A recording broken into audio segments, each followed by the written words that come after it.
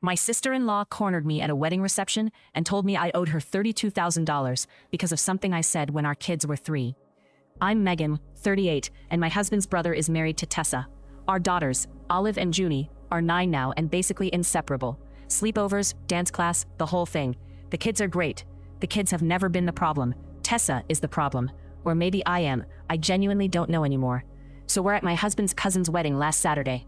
Beautiful venue, open bar, the works.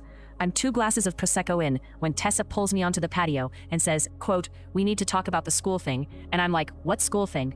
Here's the backstory. 6 years ago, when the girls were 3 and obsessed with each other, Tessa and I were on her couch drinking wine, and I said something like, "Wouldn't it be amazing if they went to Ashbrook together? We should make it happen." Ashbrook is the private school my husband and I send Olive to. It's roughly $16,000 a year. I meant it as a vibe, a wine mom fantasy. Tessa apparently meant it as a contract. Fast forward to now. Junie didn't get into the public magnet program Tessa was banking on.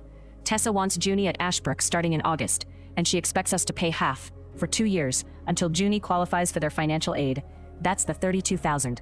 But that's not even the worst part. When I told her gently that we couldn't do that, she said, quote, "You promised," in front of my mother-in-law, who then pulled my husband aside and asked why we were, quote, "abandoning family."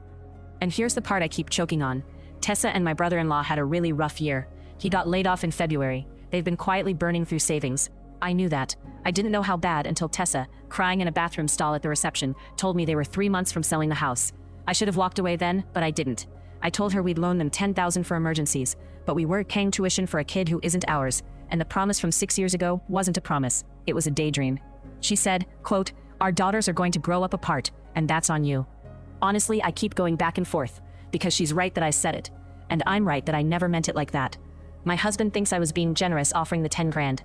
My mother-in-law hasn't spoken to me since Sunday.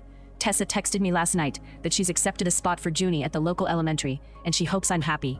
The girls don't know yet, so that's where it landed. Practically solved, emotionally a wreck. AITA for treating a 6-year-old wine night comment like the daydream it was.